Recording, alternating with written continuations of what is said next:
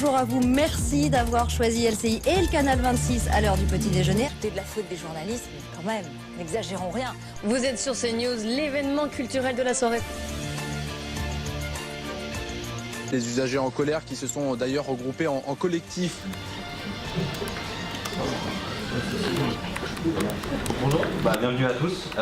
Merci d'être venus tous nombreux. Du coup, on va vous présenter une conférence sur la hiérarchie de l'information dans les médias en continu. Donc, nous avons notre invité, monsieur Raphaël Maillochon. Bonjour. Bonjour.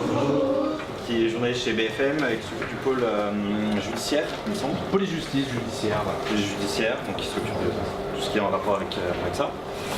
Du coup, on va s'installer et commencer. Allez, c'est parti.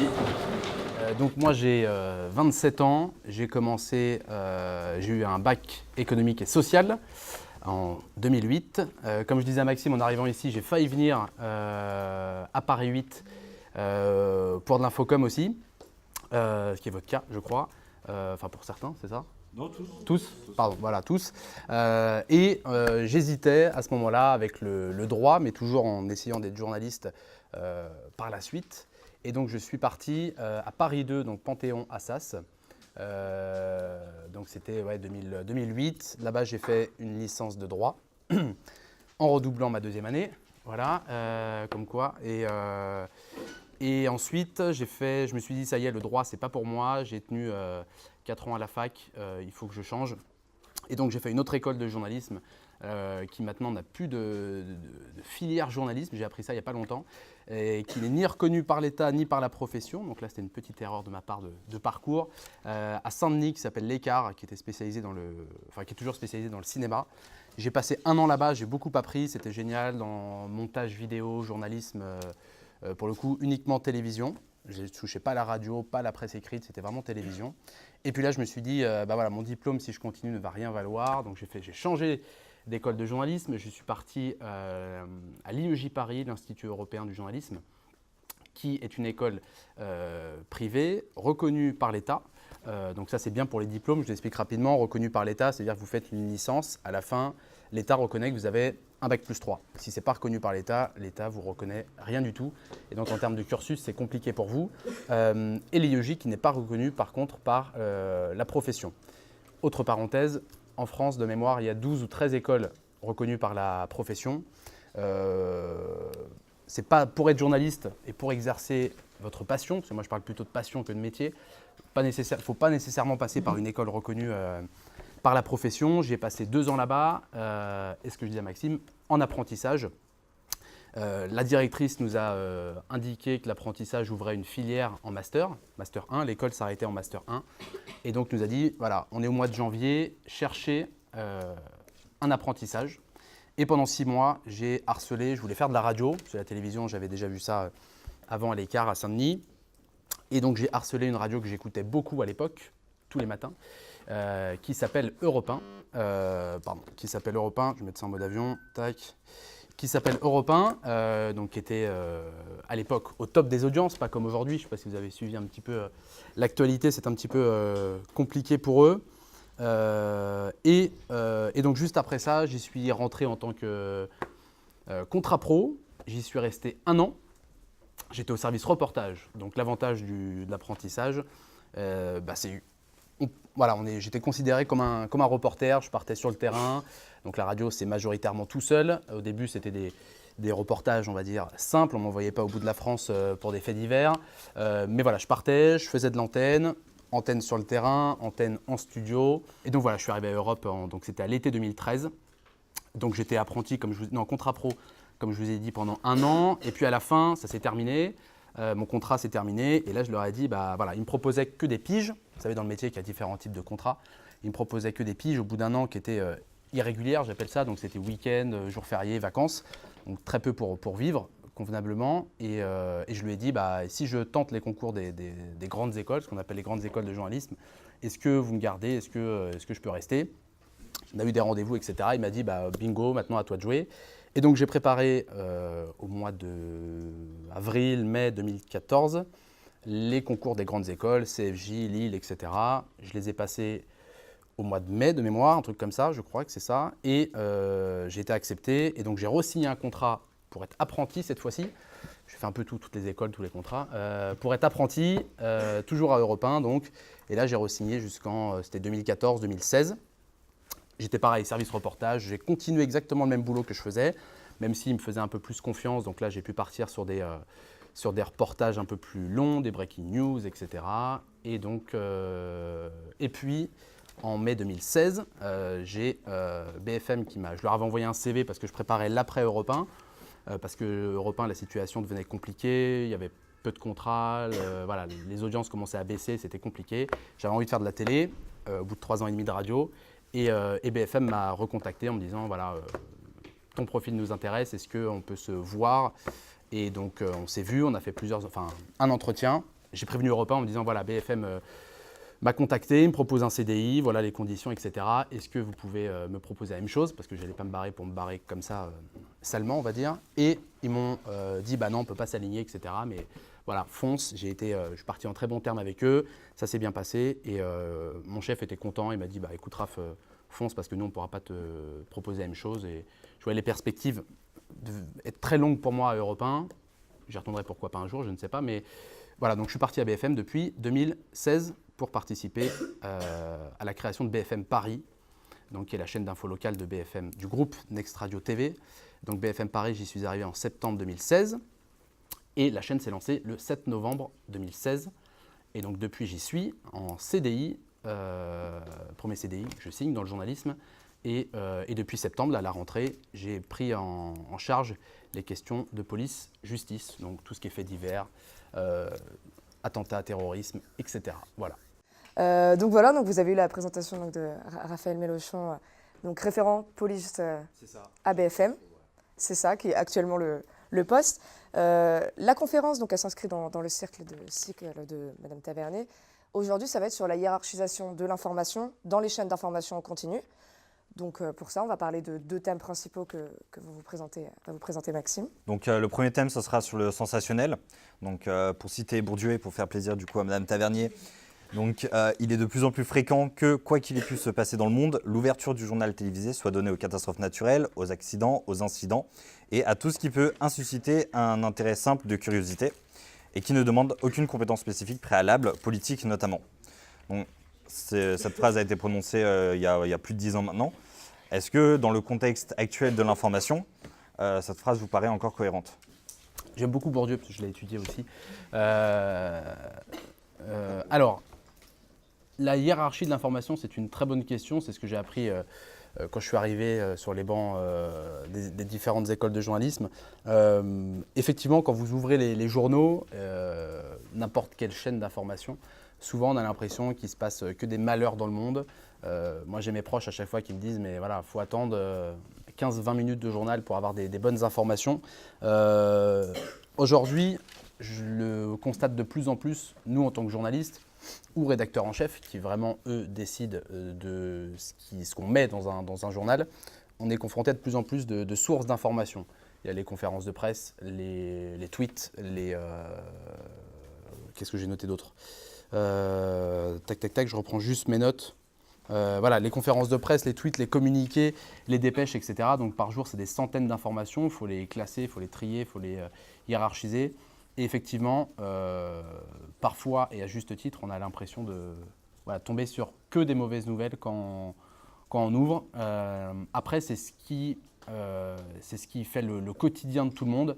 Vous avez remarqué, je pense, l'été, pendant les vacances, on ouvre les journaux sur un campeur qui installe sa tente à côté de la dune du Pilat.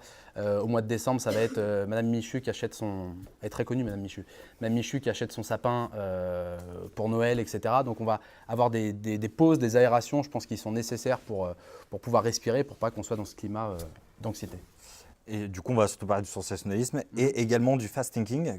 Donc, c'est une logique importante des chaînes d'infos en continu.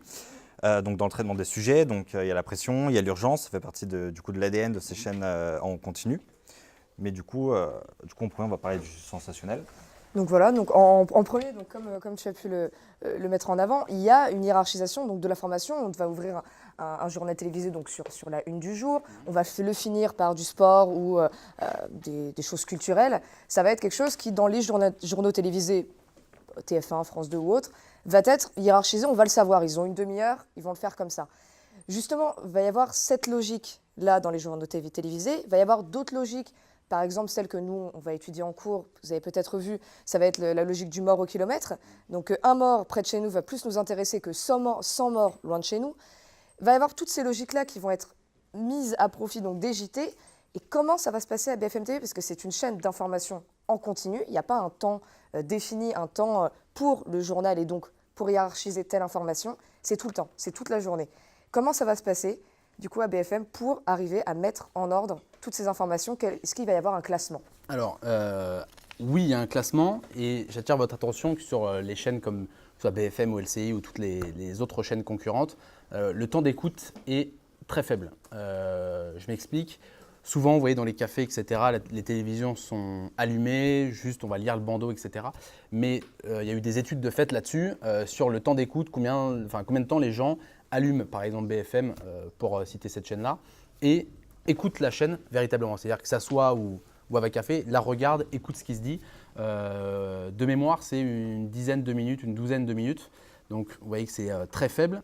Et parfois, en 12, 15, 20 minutes, vous avez fait le tour de l'actualité. Moi, ça m'arrive très rarement, à part les 20 heures, mais ça, c'est complètement différent. Ça m'arrive très rarement que ce soit même sur ma chaîne, que je la regarde pendant 2 heures. C'est-à-dire, je m'assois chez moi, tac, je regarde la chaîne et je ne bouge plus. Ça reste un quart d'heure parce qu'après, derrière, une demi-heure, parce qu'après, derrière, il y a un nouveau journal. Donc, pour reprendre ta question, comment est-ce qu'on classe et on hiérarchise? Je prends l'exemple de BFM. Chaque journal s'inscrit dans une tranche. Vous avez le 6-9 qui finit un peu avant parce que vous avez l'interview de Bourdin. Et après, il y a le 9-12, le 9-12, le 12-15, etc. Et là, vous avez un rédacteur en chef, une équipe pour cette tranche d'informations-là. C'est-à-dire que, par exemple, pour prendre le 12-15, les personnes arrivent bien en amont. Souvent, il y a les reporters du matin qui ont fait de l'antenne, des sujets qui sont passés, qu'on va repasser dans le 12-15, on va changer les angles. Par exemple, sur la crue, je vous parle de ça parce que je l'ai vécu. Si je passais en direct dans l'édition entre 9h et midi, sur par exemple un angle qui était, l'eau continue de monter à Gournay-sur-Marne par exemple, le muret anti-crue va bientôt dépasser. Pensez bien qu'à 14h, entre 9h et 14h, l'eau avait monté et là on avait changé d'angle. On était passé sur les premières évacuations, ce qui n'était absolument pas le cas à 9h. Donc, dans chaque tranche, la hiérarchie se fait différemment. Là, c'était un cas exceptionnel parce qu'on parlait de la crue. Mais il faut absolument, toute l'information qu'on reçoit, il faut qu'elle soit traitée. Les rédacteurs en chef décident dans leurs journaux, dans leurs tranches, à 9h, à 9h30, à 10h, parce que ça change toutes les demi-heures, par quoi on va ouvrir et par quoi on va traiter l'information. D'accord. Et donc… Ouais. Non, je rebondissais sur le principe qu'on appelle dans le jargon du mort kilométrique.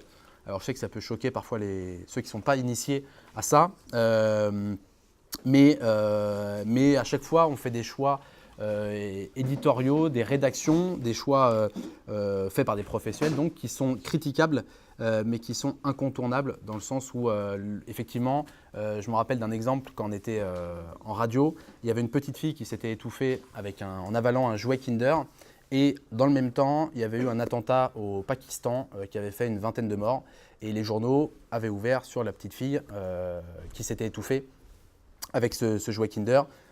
Toute la radio, que ce soit Europe, Info, etc., ça peut choquer effectivement, mais voilà, ce principe du mort kilométrique, le Pakistan c'est un pays qui est éloigné de la France. Malheureusement, c'est un pays qui souvent connaît des attentats, alors que le jouet Kinder, c'est pour prévenir les parents qu'il peut avoir un danger potentiel, etc. C'est ce qui nous touche le plus, c'est ce qui est à côté de chez nous, c'est ce qui nous concerne directement. Après, si vous voulez, chaque rédaction, chaque média a des traitements éditoriaux différents.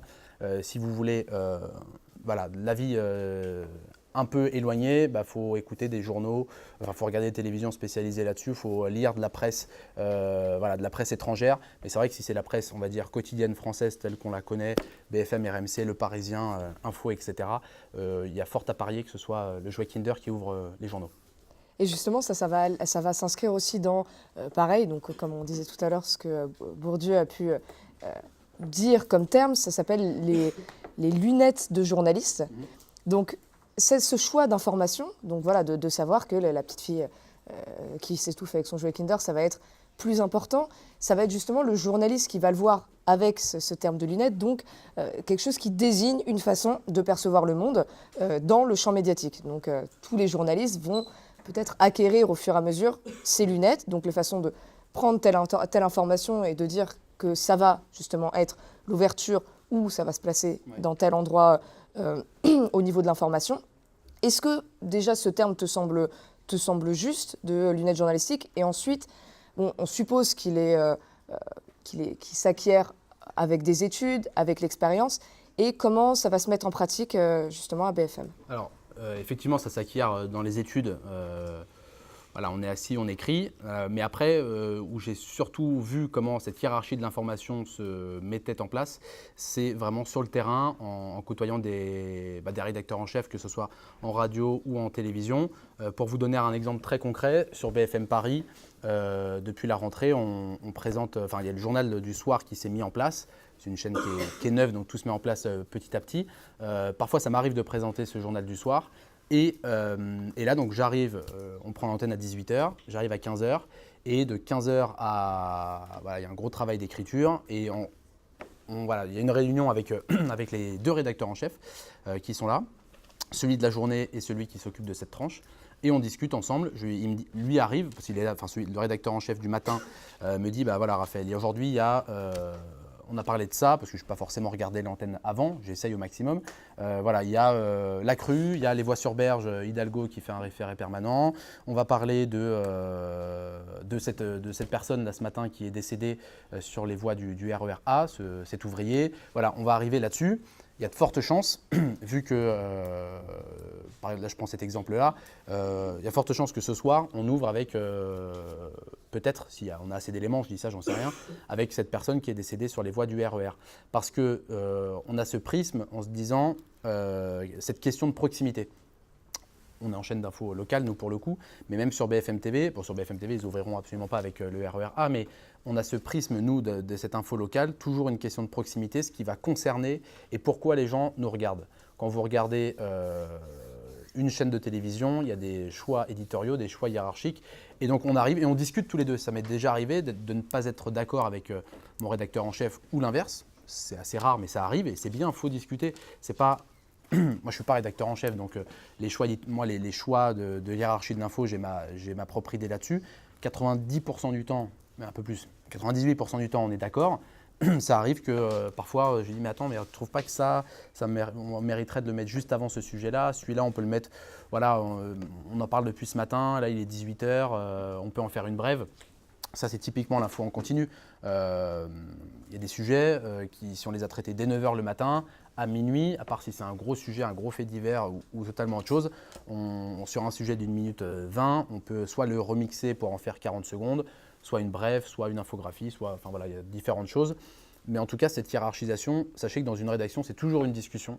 On ne m'a jamais dit, aucun rédacteur en chef n'est arrivé en me disant, tiens, que tu vas faire titre 1, c'est ça, titre 2, c'est ça, titre 3, ta météo, et merci, au revoir. C'est jamais arrivé, c'est toujours une discussion. Et c'est ça que je trouve dans le métier qui est passionnant. Après, c'est toujours des choix qui peuvent être critiqués, interprétés. Mais sachez qu'en chaîne d'infos, en tout cas, même si c'est 24 heures sur 24, on est en direct 20 heures sur 24, je crois, sur BFM, sachez que c'est des choix, on ne peut pas satisfaire tout le monde. On est critiqué, heureusement, positivement, négativement. Mais voilà, c'est impossible de satisfaire tout le monde. Moi, en tout cas, on me le dit souvent sur le terrain. Quand on dit BFM, il y a des endroits où ça passe, il y a des endroits où ça passe très difficilement. Mais voilà, on ne peut pas non plus satisfaire tout le monde tout le temps. On essaye au maximum.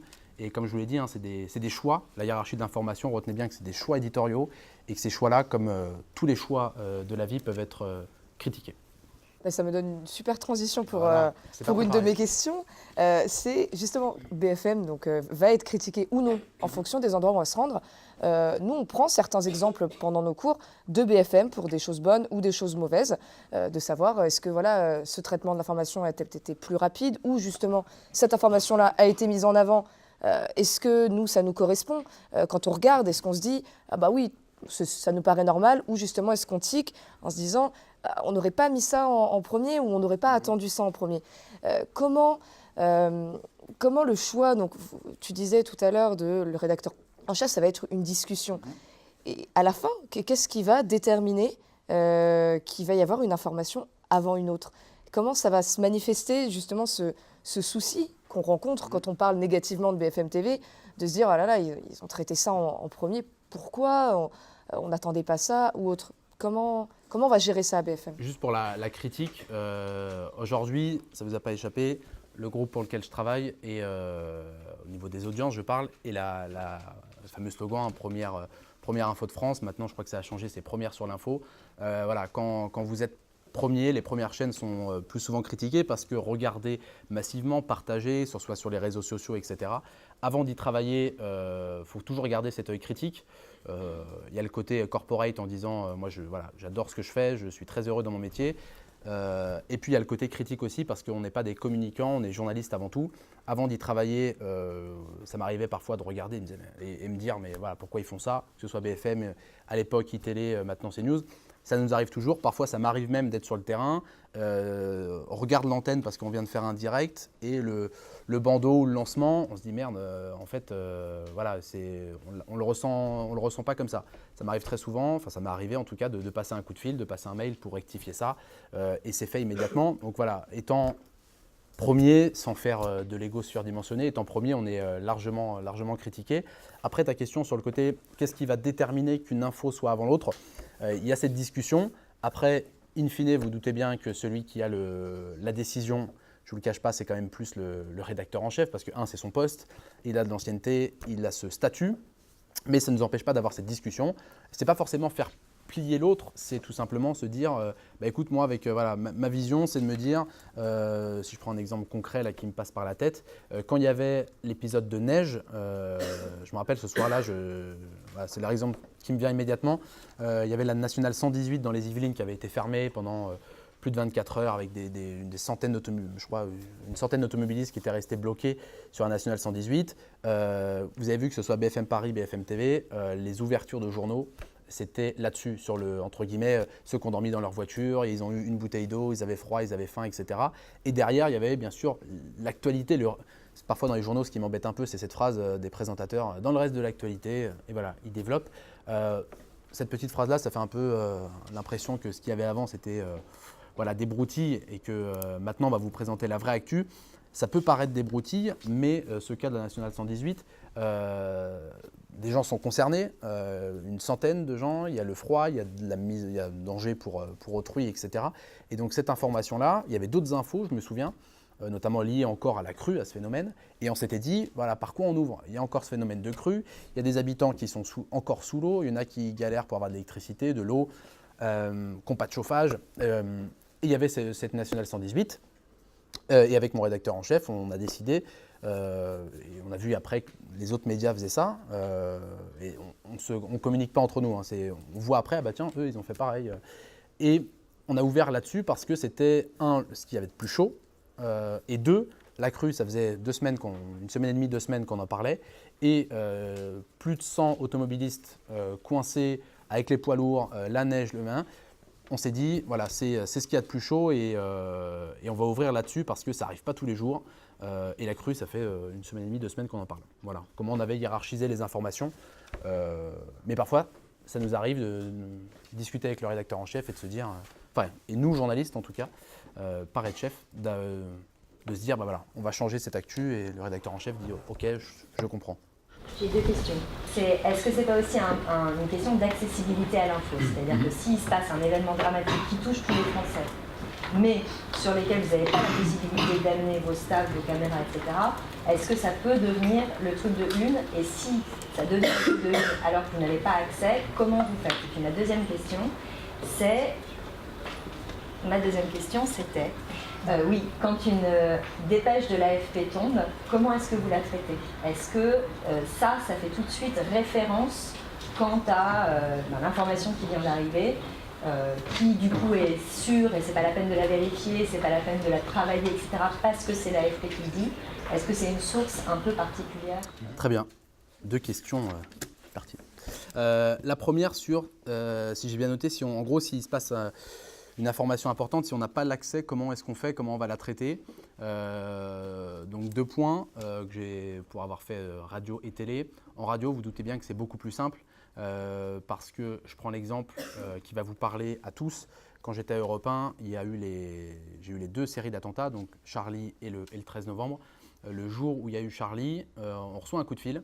À l'époque, à Europe 1, on avait, enfin il y a toujours d'ailleurs, ce qui s'appelle le téléphone rouge, le numéro en 01, où les personnes appellent et ça marchait très bien parce que Europe 1, c'est des gens d'une 50aine d'années qui écoutent et ils avaient ce réflexe-là et on avait reçu un coup de fil sur ce fameux téléphone rouge, qui n'est absolument pas rouge, en nous disant « j'ai entendu des coups de feu, etc. à tel endroit ». Mes collègues du service police-justice de l'époque vérifient cette information et effectivement, à la base, l'info qu'on a, c'est apparemment des mecs avec des calages qui auraient tiré sur une façade. On ne savait absolument pas plus que ça. Et donc, on a eu l'adresse et ce qu'on avait fait en radio, voilà, c'était un fait qui tombe. On ne pouvait pas, enfin, techniquement, Europe 1, c'était, il déménage bientôt, mais c'est toujours à côté des Champs-Élysées. Charlie Hebdo, c'était pas non plus à l'autre bout de la capitale et en dehors de l'Île-de-France. On aurait pu y aller immédiatement, mais on vérifie cette information. Vous verrez que ça c'est important et la question de l'AFP, j'y reviendrai juste après. On vérifie cette information et donc qu'est-ce qu'on fait? Là, je me rappelle, je m'étais connecté Google Maps et j'avais regardé autour de cette adresse-là des boutiques, des pharmacies, des boulangeries, etc., des assurances, des personnes qui travaillent, des professionnels. Et j'avais appelé, de mémoire, c'était un agent immobilier, en lui disant, voilà, je suis journaliste à Europe 1, on vient d'avoir cette information, vous, qu'est-ce que vous avez vu, entendu? Et là, le mec me dit, c'était un fixe, et je me rappelle, m'avait choqué, il m'a dit, là, je suis allongé par terre. Il ne m'avait pas parlé longtemps parce qu'il avait peur, il voulait appeler la police. Il m'avait juste confirmé l'info. De toute façon, je l'avais entendu dans sa voix en tout cas. Il avait vu des mecs repartir en voiture avec la calache devant le torse et foncer. Et il avait entendu ces coups de feu. Donc là, on se dit, bon, ok. Et donc après, ce qu'on avait fait, je me rappelle, le coup de fil avait duré, je ne me rappelle même pas 1 minute. Je lui avais demandé si je pouvais enregistrer ce qu'il me disait. Il m'avait dit oui. Et on avait fait un rapide son, on appelle un son au téléphone, qui après, qu'on avait basculé en édition spéciale, on l'avait diffusé. Le témoignage de, je ne sais plus, Patrick, agent immobilier, écoutait son témoignage. Et là, il nous avait dit, je suis allongé au sol, j'ai entendu des coups de feu. Etc. etc. Ça, c'est pour le côté radio. Quand on est en télévision, parfois, ce qui sauve, vous vous doutez bien, c'est le téléphone, encore une fois. Pas forcément besoin d'avoir d'image, parce que parfois, ça arrive, problème de réception, de connexion, des satellites, etc. Donc, on va faire, mine de rien, la radio, comme quoi ça sert. On va tout de suite traiter avec le correspondant local. Au début, ça va être un témoignage. Par exemple, je prends l'exemple de Marseille, quand il y a eu l'attentat devant la gare Marseille-Saint-Charles, le mec qui avait poignardé plusieurs personnes et qui avait fait des victimes. Là, ce qu'on avait fait au départ, c'est que le correspondant, parce que BFM, on a des correspondants un peu partout en région, le correspondant allait sur place en route. Lui, avec ses contacts locaux, avait vérifié l'information. Au début, bien sûr, on reçoit cette info. Encore une fois, on la vérifie. On ne balance pas tout de suite, que ce soit sur le bandeau ou en plateau, on ne va pas balancer tout de suite. Voilà, un homme a poignardé. On vérifie l'information. Et quand plusieurs sources concordantes l'authentifient, on sort l'information. Et là, il avait vérifié. Donc, sur la route, il avait fait... il avait un kit main libre. Il avait fait un son au téléphone en précisant, voilà, lui, les infos qu'il avait. Et le temps qu'il arrive sur les lieux, on tournait avec du téléphone. On avait fait, encore une fois, c'est la logique de proximité, retenez bien ça. On va appeler autour. Donc, on avait appelé les commerçants, la gare, le bar tabac juste en bas des marches à Marseille-Saint-Charles pour avoir des précisions, etc. Donc, on avait fait ce qu'on appelle du vox pop. Donc, donner la parole aux gens. Qu'est-ce que vous avez vu? Qu'est-ce que vous avez entendu? Racontez-nous le temps qu'une équipe aille sur place. Généralement, à part si c'est le cas notamment par exemple pour les accidents de bus, il y en a eu beaucoup avec des victimes qui sont sur une nationale au fin fond d'un département. Vous doutez bien que c'est un peu plus compliqué d'envoyer tout de suite un JRI, donc un caméraman avec un rédacteur sur place. Et donc pendant ce temps-là, ça va être très souvent les médias locaux, la PQR, la presse quotidienne régionale, qui vont nous informer par téléphone, etc. Le temps d'envoyer une équipe. Voilà pour la première question. Et la deuxième, les dépêches AFP, comment est-ce qu'on traite l'information quand on les reçoit? Et est-ce que c'est une information, une source fiable? Voilà ce que j'ai noté. L'AFP, c'est un peu effectivement dans le métier, c'est un peu c'est totalement le Graal. entre guillemets, en termes de sources d'information. Tout simplement parce qu'eux ont énormément de correspondants partout, pour le coup, partout dans le monde. C'est une agence de presse avec AP, Reuters, etc., qui est partout dans le monde, qui a des correspondants partout dans le monde. Et effectivement, la plupart du temps, quand on reçoit une dépêche AFP, que ce soit un flash, donc là, le flash, c'est, doutez bien, le flash, c'est ce qu'il y a de. Il y a une hiérarchie aussi dans les dépêches AFP. Vous avez l'urgent, vous avez le lead, le flash. Le flash, c'est vraiment ce qu'il y a au-dessus. Par exemple, n'importe quoi, attentat à tel endroit, tac, ça va être un flash, ou le président de la République a signé ceci, tac, souvent ça va être des flashs. Ça arrive très peu, parfois il y a une semaine sans qu'il y ait de flash, mais c'est très rare. Et donc quand on reçoit cette information, c'est vrai que très souvent, on la met immédiatement, et on source toujours AFP. Vous voyez souvent sur les bandeaux des chaînes d'infos, entre parenthèses, après vous avez la source. Parfois ça va être source judiciaire, source proche de l'enquête, etc. On source nos infos. On les source uniquement, donc l'AFP, sachez que c'est un abonnement que la rédaction paye à ces agences de presse. C'est le modèle économique de ces agences-là. Pour fonctionner, elles ont des correspondants partout et c'est un abonnement qui se paye très cher. J'avais eu des intervenants moi, de l'AFP, jamais su combien une rédaction par exemple pouvait payer pour l'AFP, mais vous doutez bien que c'est des gros chèques qui renouvellent chaque année, c'est des contrats je crois. Bref, tout ça pour vous dire que l'AFP, quand on reçoit ça, on va sourcer cette information. Une fois qu'elle est vérifiée par la rédaction, par les journalistes en général, je ne parle pas que de moi à BFM, là par contre, on peut enlever le source AFP. C'est nous qui avons vérifié l'information, mais au départ, quand on la donne, on source toujours l'AFP. Et effectivement, c'est une source qui est fiable, parce que j'ai très peu d'exemples, même pas du tout, où l'AFP se serait trompé. C'est déjà arrivé. Parfois, on reçoit des urgents, et après, 2 minutes après, on reçoit un autre où il y a marqué correction. Mais parfois c'est juste pour un mot, puis si on fait une faute d'orthographe, ça arrive rarement aussi parce que c'est tellement relu. Mais l'AFP, c'est un petit peu la dépêche, voilà, la pièce, le Graal en termes d'information. Contrairement à d'autres sources d'information, je la fais très courte là-dessus, mais moi en ce qui me concerne pour les faits divers, voilà, tout ce qui peut arriver police-justice, le Parisien a énormément de correspondants un petit peu partout en région. Et très souvent, quand on reçoit des infos du Parisien, on les vérifie, on ne les source pas, on ne met pas info le Parisien, à part si c'est une exclusivité, une interview. Et parfois, effectivement, il arrive qu'on n'ait pas les mêmes informations, ça dépend des sources, encore une fois, mais on les vérifie, ce qui n'arrive jamais, je vais me le dire, ce qui n'arrive jamais avec l'AFP. Et du coup, ça fait la transition parfaite pour aller vers le fast thinking. Donc le fast thinking, pour rappeler rapidement, en fait, c'est une logique de réutilisation des lieux communs. C'est-à-dire que le journaliste va faire appel à la mémoire des téléspectateurs pour parler d'un fait. Donc si on prend l'exemple des catastrophes naturelles, en 2011 avec Fukushima, beaucoup de journalistes avaient pris en exemple le séisme de 2004 qui avait touché l'Indonésie et la Thaïlande. Malgré les différences entre les deux, ça fait que l'information est reçue plus simplement et plus rapidement. Et donc dans une chaîne en info en continu, et d'être premier sur l'actualité, c'est quelque chose de plutôt important. Surtout que la baseline de BFM, c'est priorité au direct. C'est ça. Du coup, vu que BFM est la chaîne leader, comment est-ce que vous vous démarquez des concurrents par rapport à ça? Ce qui se démarque beaucoup avec mon œil de téléspectateur, entre deux chaînes qui sont toujours concurrentes, pour les nommer, donc BFM TV et maintenant CNews. Vous avez remarqué que CNews, avec tout ce conflit, cette grève, etc., a totalement remodifié sa grille. Et aujourd'hui, donne beaucoup de place, CNews, au décryptage. Parfois, c'est des très longs formats en plateau, il y a des experts qui viennent discuter. Un peu moins de place avant le modèle, parce que quand j'étais sur le terrain, je croisais des collègues, parce qu'on s'entend très bien sur le terrain, des collègues d'autres rédactions, iTélé à l'époque, et on faisait sensiblement la même chose. Ça nous arrivait très souvent d'avoir nos points de duplex, tac, debout, face caméra, et à 3 mètres de vous, et encore parfois il n'y a même pas la place, c'est quasiment où est Maxime. Il y avait iTélé, là LCI. Donc on se retrouvait très souvent sur le terrain. Depuis cette refonte de la rédaction, cette grève et ce changement, ça arrive de moins en moins. Ils ont totalement changé de stratégie. Je crois que leur slogan c'est décrypter l'info, je ne sais plus là, je dis sûrement des bêtises, mais en tout cas CNews refait sa grille et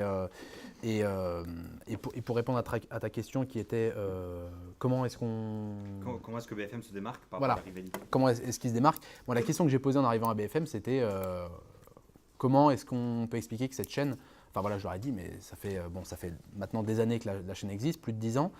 Comment est-ce que la chaîne enfin pourquoi et comment la chaîne est première sur l'info en France. Je pense que vous l'avez noté, c'est peut-être votre réflexe à vous, dès qu'il se passe quelque chose, c'est rarement TF1, France 2 ou France 3, vous mettez, je pense, immédiatement la 15, enfin très rapidement, pour regarder BFM, parce qu'effectivement, il y a ce slogan priorité au direct qui, je pense, a mis du temps à l'époque, au lancement de la chaîne, pour se mettre en place, parce qu'on était dans une société française où il y avait très peu de chaînes d'infos, avant l'arrivée de la TNT en 2005, donc très peu de chaînes d'infos, et on n'avait pas forcément ce réflexe de l'immédiateté de l'information, immédiateté qui a ses critiques positives, négatives, bien entendu, où on attendait le 13h ou le 20h pour avoir des infos, à part le 11 septembre où là, toutes les chaînes avaient cassé leur grille pour faire du direct, mais je pense que c'est grâce à ce direct, à cette immédiateté de l'info, à chaud en tout cas, et à cette rapidité d'envoi des équipes, des journalistes, de faire du son, du témoignage et d'avoir des images, parce que du témoignage radio avec des images d'archives, c'est bien sympa quelques heures, mais vous doutez bien que dans la rédaction, on a envie d'avoir des images, on a envie de montrer aux téléspectateurs d'avoir des images, parce que quand on est journaliste, il faut montrer ce qu'on voit, témoigner de ce qu'on voit, et donc le téléspectateur, quand il se connecte ou il allume sa télé, il veut voir. Et je pense que c'est ce qui fait le succès des chaînes d'infos, enfin des chaînes d'infos BFM TV et la petite sœur BFM Paris. Et voilà le modèle, en tout cas, pour cette réussite. Mais du coup, cette volonté de priorité au direct, donc elle est première sur l'information, est-ce que ce n'est pas une contrainte sur le terrain? C'est-à-dire, est-ce qu'il y a de la place pour l'enquête, par exemple, sur BFM, ou est-ce que c'est juste pas dans la ligne éditoriale et du coup, il y a tout un pan, d'un côté, il y a tout un pan de journalisme qu'on met totalement de côté? Alors ça, c'est une bonne question. J'aime bien parler avec des exemples. L'enquête, ou en tout cas ce décryptage et ce temps d'information, très souvent, je vous invite à le regarder, ça se fait juste après. C'est-à-dire qu'il se passe un breaking news, là je vous parle sur un gros truc. Une fois, on avait découvert, c'était fin d'année dernière, un labo, je me souviens, c'était un plombier qui faisait des travaux, il avait regardé par la fenêtre, il avait vu des bonbonnes, machin, etc. Les policiers étaient venus et avaient découvert des armes, de quoi fabriquer des bombes artisanales, etc. On était parti, je me souviens, j'avais été envoyé, j'étais en 2 roues, envoyé immédiatement sur place. Tac, on avait été en direct, juste sur les faits, donc ce que je viens de vous raconter là. Et ensuite, en plateau, on avait la chef du service police-justice de BFM TV, avec des consultants, etc., qui étaient là plus sur l'enquête, parce qu'eux avaient le temps en plateau. Ça peut paraître paradoxal, mais ça arrive. Le temps en plateau, voilà, pendant qu'ils ne parlaient pas, d'appeler leurs correspondants, etc., de vérifier les infos et d'avoir ce temps et ce recul que moi je n'ai pas et je ne peux pas avoir sur le terrain pour apporter des compléments d'information et pour décrypter, mettre un petit peu en perspective cette info et apporter d'autres informations. Alors que nous, sur le terrain, on nous demande parfois, très souvent, et c'est ce qu'il faut faire parce qu'on n'a pas la science infuse, d'être factuel. C'est-à-dire, qu'est-ce qui s'est passé, les faits et rien que les faits. On n'est pas là pour inventer, pour fantasmer et dire que le plombier était là en enquête. Non, nous, c'est les faits. Qu'est-ce qui s'est passé? Il était 14h12, le plombier est arrivé dans la maison derrière moi, il est monté sur cette échelle, voilà ce qu'il a découvert, etc. On reste très factuel. Et en plateau, très souvent, c'est juste après. Parfois, ça arrive que ce soit avant. Et en plateau, on a ce décryptage. Je reprends un dernier exemple sur la crue. Très souvent, avant d'être envoyé, d'être en direct sur le terrain, il y avait là où le spécialiste météo qui était là pour nous expliquer le phénomène. Regardez, les nuages, la perturbation arrive. Il va repleuvoir dans 2 jours sur le bassin de la Seine, en amont. Donc, tac, en aval, attention, dans les Yvelines, ça va. Et bien justement, voilà, il faisait 1 minute 20, 1 minute 30. Et bien justement, dans les Yvelines, on va retrouver Patrick Michu. Patrick, vous, voilà, à Conflans-Sainte-Honorine, où est-ce qu'on est le niveau de la Seine? Tac, factuel, on est sur place, on témoigne de ce qu'on voit. Voilà, très souvent, ça peut être avant ce décryptage et ce recul d'informations pour comprendre, parce que dire que l'eau monte, ok, c'est bien gentil, mais pourquoi est-ce que l'eau monte? Comment? Attention demain, parce que sur un moment T, c'est gentil, mais on a envie de savoir ce qui se passe après. Donc voilà, c'est avant ou après, et c'est, je pense, nécessaire, et c'est ce qui marche.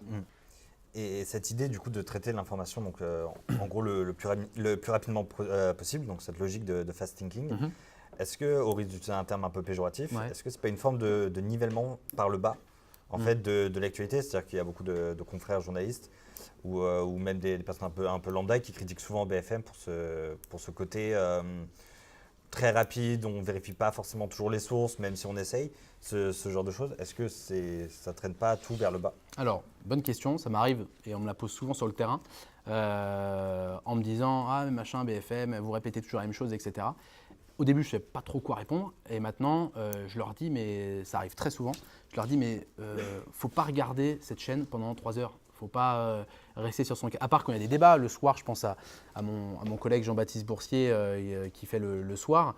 Voilà, il y a des invités, il y a des débats, il y a le temps de recul, décryptage. Le week-end, il y a maintenant une nouvelle émission depuis septembre qui s'appelle PAD, Priorité au décryptage. Il joue avec Priorité au direct, où il y a ce temps, c'est-à-dire qu'on s'arrête. Je me suis encore fait la réflexion ce week-end parce que j'étais à la rédaction et j'avais du temps, donc j'ai regardé, parce que je n'avais pas regardé depuis un bout de temps cette émission, et je me suis dit, on prend vachement de recul sur cette information-là, sur un thème, et parfois pendant toute l'émission, à part, il n'y avait pas de gros breaking news, mais on prend le temps de décrypter tout ça.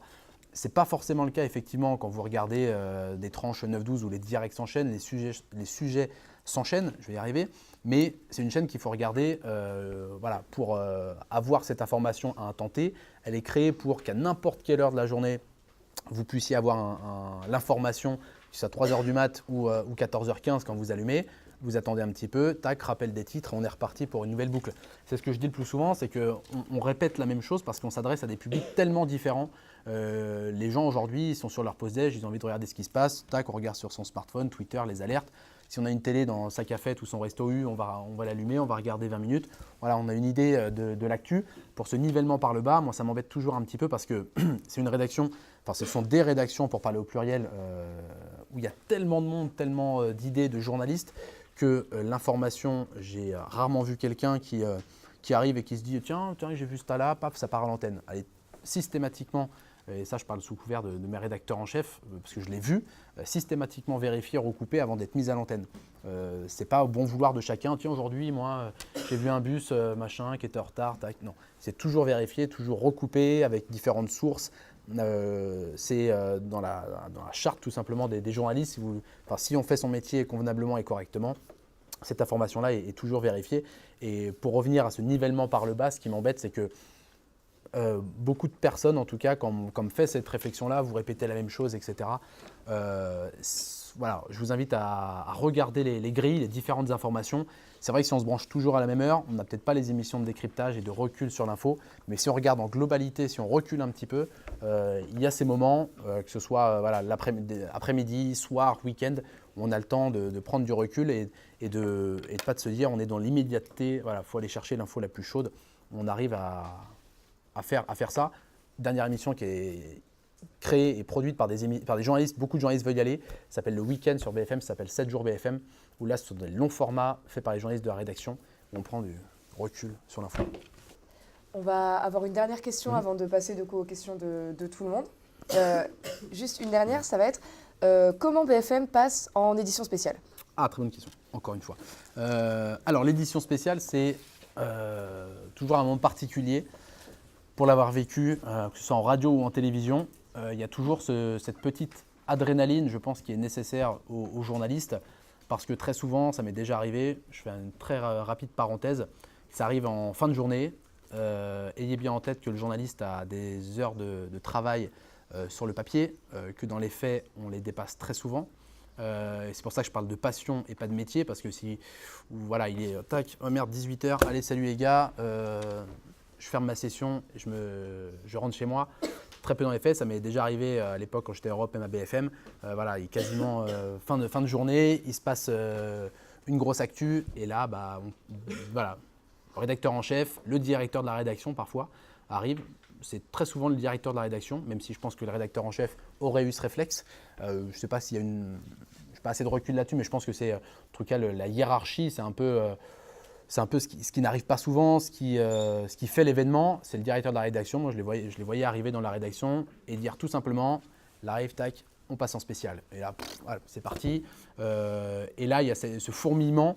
Et là, on se dit, ok, c'est parti, quoi. Il a beau être 18h, je suis là depuis très tôt ce matin, on finit à minuit, à 1h, etc. Et on passe en spécial.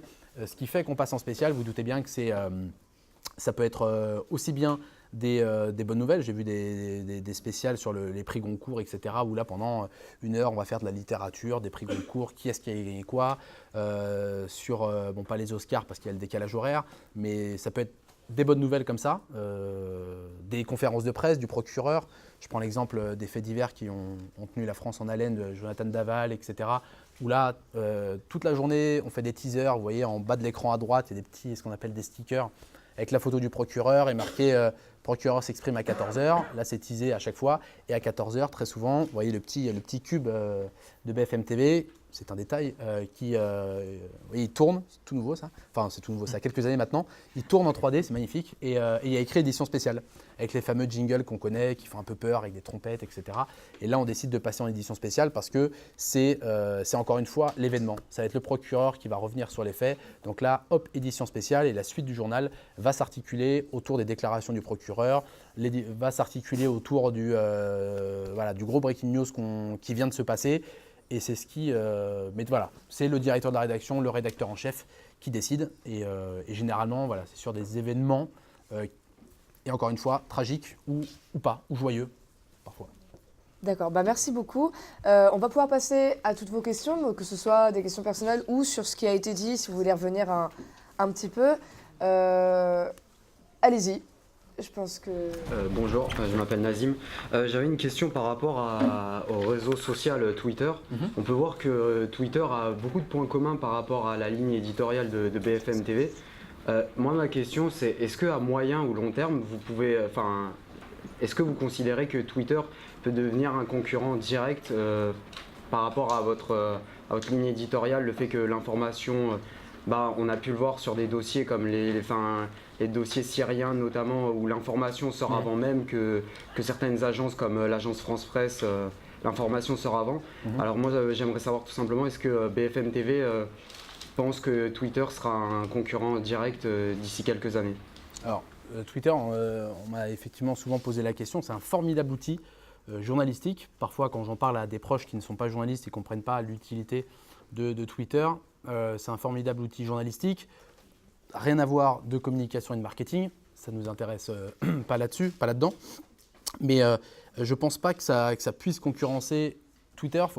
Je ne le considère pas comme une source à part entière, je le considère comme un formidable outil pour savoir ce qui se passe à un endroit ou lors d'un événement. Grâce au hashtag, grâce à tout ce qui se raconte. Je le vois aujourd'hui, dès qu'il se passe un événement, j'avais ce réflexe-là il y a un bout de temps. Bien sûr, c'est les contacts. Comme je l'ai dit tout à l'heure, on va sur Google Maps, on cherche des artisans, des commerçants. Mais très souvent, on va taper un mot-clé sur Twitter. Par exemple, à l'époque, je me souviens, on avait tapé les mots-clés fusillade, Paris, Kalachnikov, tir, etc. pour voir si les gens en parlaient autour de soi. Voilà à quoi me sert, parce que je parle en mon nom, comme depuis tout à l'heure, mais à quoi me sert Twitter?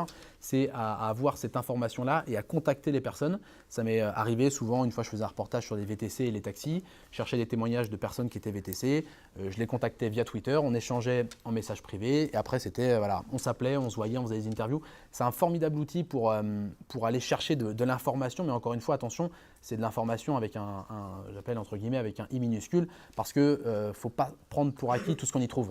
Il y a beaucoup on va être à la mode en parlant de fake news, il y a beaucoup d'informations, les gens relaient, pas forcément, encore une fois, pas forcément vérifiées. Si vous êtes journaliste et pas seulement tweetos, si vous êtes tweetos, vous pouvez retweeter ce que vous voulez et liker. Si vous êtes journaliste, vous prenez cette information, formidable outil, et après il faut la vérifier, la traiter. Moi je m'en sers comme ça, soit pour témoigner de ce que je vois, très souvent sur le terrain, je tweete beaucoup de photos, de reportages, etc. parce que déjà je trouve que maintenant, ça s'est élargi avec les caractères, mais je trouve que c'était formidable d'arriver à être concis dans une information, ce que je ne fais absolument pas là en parlant énormément. Mais je trouvais que ça reste un outil, il ne faut pas le prendre comme source, mais il faut le prendre comme outil. Je voulais savoir s'il y avait une pression qui se faisait ressentir à l'intérieur de la rédaction quand on sait qu'on est la première chaîne d'infos en continu. Alors moi, je trouve pas du tout. Après, je ne connais pas... J'ai des collègues qui travaillent, mais LCI ou CNews. Donc, mais en tout cas, je trouve que on s'entend, c'est assez jeune dans le sens où c'est 25, 35, 40, 50, enfin au-delà on va dire, mais c'est assez jeune. Et je ne trouve pas qu'il y ait de pression particulière. Après, la pression, il la faut parce qu'il y a de la concurrence. Il ne faut pas se reposer sur ses acquis, sur ses lauriers, pour reprendre cette métaphore. Mais je ne la ressens pas, en tout cas. Et même si, alors je ne la ressens pas parce que dans les relations, on ne me dit pas, il faut absolument que tu aies ça, etc. On ne l'a jamais dit et on ne nous le dit jamais. Mais je pense qu'on se la met inconsciemment nous-mêmes en se disant, quand on a on fait ce métier-là aussi. Moi, ce qui m'attire particulièrement, c'est d'avoir, et ce qui est normal, je pense, c'est un peu comme le pompier. Lui, il aime quand il y a une dame ou un monsieur qui se tord la cheville en descendant un trottoir, il y va. Quand il y a un incendie, pour avoir parlé avec des pompiers, et je pense que c'est le cas de tout le monde, ils préfèrent quand il y a cette urgence, ce feu. Quand on a une exclusivité, une information, un témoignage exclusif, on est les seuls à l'avoir, même si après il va être fait par tout le monde. C'est toujours plus intéressant et toujours plus excitant de traiter cette information-là. Pour vous donner, ça rejoint un peu toutes les questions sur la vérification de l'information. Je vais prendre ce qu'on a appelé l'affaire Théo. Le vendredi soir, je reçois un coup de fil d'un de mes contacts en me relatant tous les faits. Donc à l'époque, c'était pas comme aujourd'hui, il n'y a pas eu de vidéo, machin et tout. Bref, il me relate les faits. J'en avise ma rédaction. Vendredi soir, hein, c'était le 1er février ou 2 février. Et donc, on sent que ça va être un sujet, parce que vous voyez les faits, un sujet qui va prendre. Sauf que j'avais une seule source, je ne sais plus qui me posait la question des sources, une seule source qui m'avait confirmé ces faits-là. Bien évidemment, on ne sort pas l'information parce que, au risque, si on la sort, si c'est pas vrai ou si c'est pas comme ça que ça s'est passé, en tout cas s'ils étaient 2, 3, 4, 5, si on se trompe, c'est compliqué après derrière. Mon chef me dit, et à juste titre, ce que je comprends tout à fait, me dit attends, dès que tu as une deuxième source, on sort l'information. Je vais vous raconter un petit peu ma vie, mais pour vous dire que c'est d'abord une passion. Le lendemain, c'était le mariage de mon cousin, j'étais témoin. Le samedi, tac, en pleine cérémonie, mon portable qui sonne, je le sors discrètement. Une deuxième source totalement différente, c'était le lendemain midi, qui me confirme l'information. Je fais le mail à ma rédaction en chef pour dire c'est bon, voilà, j'ai une deuxième source qui me confirme, même qui me rajoute, qui me confirme ces faits-là sur lesquels on n'était pas sûr, etc. Mon chef me dit, voilà, on va sortir l'info, info BFM Paris, un jeune arrêté, machin et tout. Et là, au moment où j'envoie le mail, il y a un push du Parisien qui sort et c'était cette information-là de l'affaire Théo. Après coup, heureusement qu'on vérifie ces informations-là et qu'on n'ait pas à se jeter dessus parce que c'est une information, on était en campagne présidentielle, cette information-là, on a entendu parler pendant des semaines. Heureusement qu'on la vérifie et qu'on passe derrière du temps à vérifier, à recouper cette information-là. Tu as déjà eu des pressions de travaillant à BFM? Par exemple, on sait qu'avec iTélé qui est devenu CNews, avec Bolloré, il y a eu beaucoup de soucis dans la rédaction. Est-ce que, vu que c'est BFM, ça appartient au groupe Next Radio, qui appartient du coup à Alain Veil et à Patrick Drahi, il me semble, est-ce que tu as déjà eu des pressions, par exemple, sur certains sujets, par exemple des sujets qu'on ne peut pas trop aborder pour des raisons corporatistes, on va dire? Alors, je vais te répondre en deux temps. Le premier temps, c'est quand je travaillais à Europe 1, je travaillais pour le groupe Lagardère et j'avais couvert une manifestation parce que des employés de Lagardère, d'une branche en tout cas, s'étaient mis en grève parce qu'il y avait des suppressions de postes sur je ne sais plus quel magazine, Elle ou je ne sais plus quelle branche magazine. Donc, vous imaginez bien, le big boss, c'est le groupe Lagardère, Arnaud Lagardère, et on couvrait une manif parce que le big boss avait décidé de supprimer des emplois. Pour vous dire et ça avait été sur l'antenne, il y avait eu ce reportage qui était passé. Donc ça c'était à Europe 1, mais pour vous dire que quand on me dit ah, mais vous êtes tenu, machin, vous ne pouvez pas dire ci, vous ne pouvez pas dire ça, moi personnellement, j'ai que 27 ans, mais ça m'est jamais arrivé. On ne m'a jamais dit là, tu me vires ce mot-là, et si ça m'était arrivé, il y a cette possibilité dans le journalisme qui s'appelle la clause de conscience. C'est ce que beaucoup de journalistes de feu iTélé ont fait. Si vous n'êtes pas d'accord avec la nouvelle ligne éditoriale, l'actionnaire majoritaire, etc., vous pouvez casser votre contrat, partir, moyennant, vous négociez en gros votre départ. Ça s'appelle la clause de conscience. Vous n'êtes plus d'accord avec ce qui se passe. Donc, à Europe 1, j'avais fait cette manif, en gros, qui demandait des comptes et qui critiquait le Big Boss. À BFM, c'est jamais arrivé parce qu'on n'a pas eu de cas de figure, mais on ne m'a jamais demandé, jamais eu de pression, on ne m'a jamais dit voilà, cette actu, tu ne la traites pas. Là, au lieu de mettre des coupes budgétaires, machin, t'écris, tu nuances un peu. On ne m'a jamais dit ça et je pense que si ça arrive, on a des élus du personnel, on a des délégués, On a des journalistes qui ont vote, voilà, délégués syndicaux, ils font des réunions avec les rédactions en chef. Si ça arrive, vous imaginez bien que ces faits-là seraient remontés et que ce n'est pas comme ça que, en tout cas moi et nous, pour parler au sens large, on imagine le métier. Voilà, j'ai jamais eu de pression particulière sur mon travail. Ouais. Bonjour, je m'appelle Emma Diédu. Je voulais vous poser une question par rapport à votre parcours. Les deux principaux médias dans lesquels vous avez travaillé, c'était des médias français, le terrain, l'étranger, ça vous a jamais intéressé? Si, bonne question. Quand j'étais à Europe, l'étranger, c'est ce que j'ai envie de faire plus tard, ça revient un peu la question. Mais il faut, quand tu as 23 ans, que tu arrives, tu es apprenti et contrat pro, tu as beau dire ah, ça m'intéresse. Devant toi ou derrière, ça dépend, tu as des gens qui ont 10 ans de boîte qui font ça très bien et il y a une certaine hiérarchie aussi à respecter dans ce sens-là. À part si tu t'appelles Martin Veil et que tu as des opportunités qui font que tu peux être 2 jours par mois chez toi en France. Donc, bien sûr, j'en ai envie, mais je pense qu'il faut aussi beaucoup de ce qu'on appelle de la bouteille sur le terrain parce que l'étranger, c'est compliqué. Bon, il faut maîtriser les langues, ça c'est totalement différent, mais sûrement plus tard. Et donc à Europe 1, je voyais que c'était compliqué pour moi pour avoir cette place-là parce que quand tu fais d'étranger, tu n'es plus reporter, tu es ce qu'on appelle grand reporter. Parce que toutes les grilles journalistiques sont définies par le SNJ, le Syndicat national des journalistes. Et il y a des échelons, tu es payé en fonction de l'échelon, etc.